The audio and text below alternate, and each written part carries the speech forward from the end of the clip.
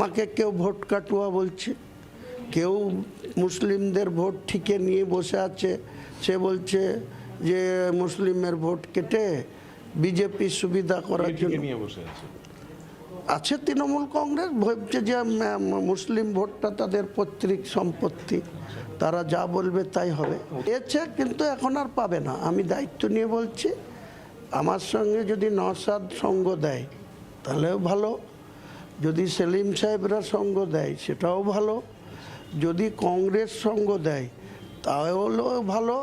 তাহলে যে কংগ্রেস যে সিপিএম সৈন্য আছে আগামী দিনে তারা শাসক দলে পরিণত হবে। বাস্তবতাকে কেউ অস্বীকার করে তাদের যদি তান্ত্রিকতায় বা সুজনবাবুর মতন বড় বড় কথা বলে, তা সুজনবাবুর কি ক্ষমতা? আজকের দিনে নিজেই তো লোকসভায় কেবল জামানতটা রক্ষা হয়েছিল 24-এ।